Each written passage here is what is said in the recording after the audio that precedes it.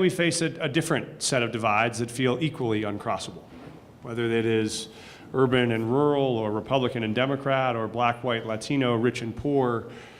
But certainly those divides have to feel less daunting to those of us who came to this state to build things than that monumental continental divide felt. So the question is now, what does it take for us to actually cross those in a way that gets us to the things that we can build on the other side?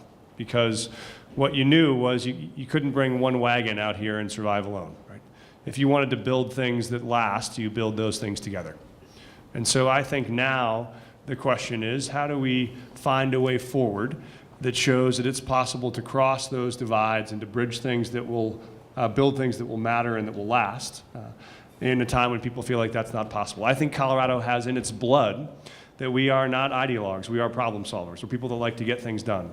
It's going to require now a governor who is committed to crossing those divides, who's spent their life on both sides of those divides, and who can find a way to build those coalitions to carry the state forward.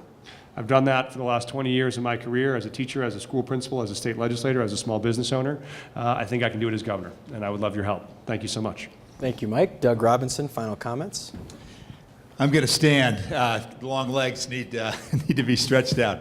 A year ago, when I was contemplating getting into the governor's race, I met with a bunch of people, and one of the folks I met with had a people and change consulting practice, and he said, Doug, I've recently done a survey of business executives across the country asking them a number of questions, and one was how many of you would like to have an interest in running for and serving in public office? What do you think, how many people raised their hands? It was 2%.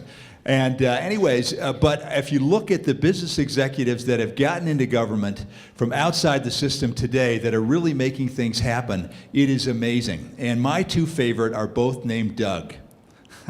This is true. Doug Ducey, governor of Arizona, and Doug Burgum, governor of North Dakota, who are really making a difference. I think we need someone from outside the system who's been successful, who can make the changes that we need to really build our vibrant future. And you know what, folks? It all comes down to economics and better jobs.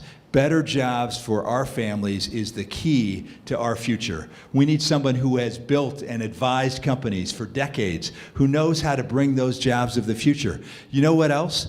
The jobs of the future are changing.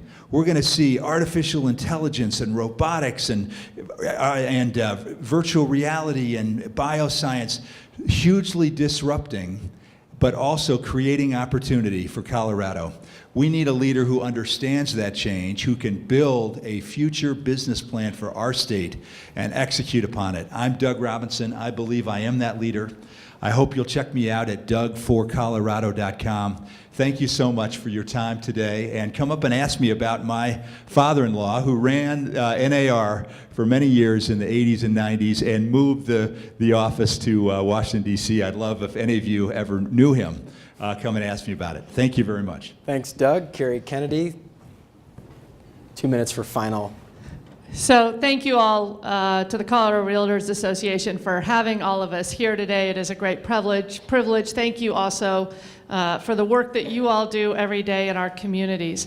I am proud to have been a part of Colorado's leadership team for many years. We are an innovative and forward-looking state. We have built one together. We have built one of the fastest growing economies here in the country, and I am running for governor to continue the great work that we're doing here. I have been managing your tax money for the better part of the last decade, kept Colorado on good, strong financial footing.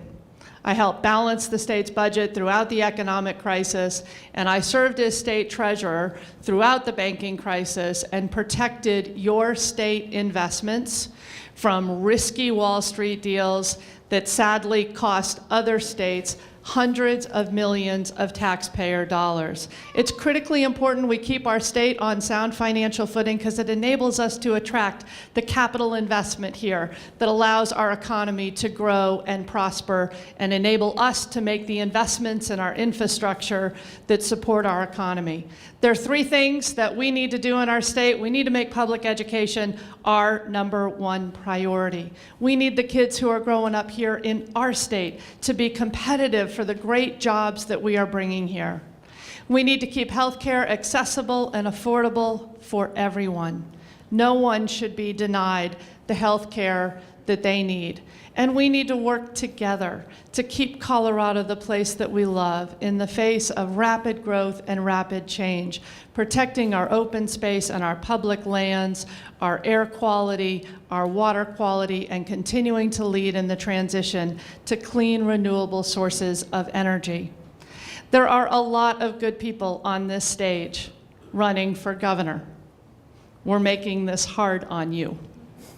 But I know what needs to get done in this state, and I have proven over decades of leadership that I can get it done. I would be so grateful to have your support for Governor of Colorado. My website is carriekennedyforgovernor.com. Thank you all so much. Thank you, Carrie.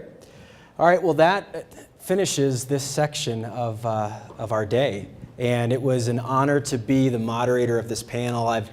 I was asked to do this about a month ago, and I've learned a lot in just the last few weeks about what it takes to run for public office, and I've got no interest in that myself. But I will tell you, it takes a lot of guts. It takes a big sacrifice in time and money, and as a small business owner myself, I think about adding up the hourly rate of the successful realtors in this room and just thinking about the commitment that you've taken here this morning for 2 hours to listen to someone who's going to end up running our great state. And I think it's a wonderful exchange between both the audience and the gubernatorial candidates. So I appreciate that. I appreciate that opportunity. A couple things to think about here. We've got obviously a fantastic issue in front of us with the housing inventory shortage in our industry, and I'm hopeful that all of you can walk away knowing more about each candidate. That was really our purpose for designing this panel. So the idea is to get to know the personality, but also where they stand on certain issues. And so I would please take an opportunity to thank all the panelists for being here and the candidates for governor. So if you give them a round of applause. And please don't forget that the general primary election is on the 26th of June, so please go out and vote. All right, next up, we've got a few minutes, but join us across the way here for the RPAC Awards reception, starting immediately after this event at the Brown Palace.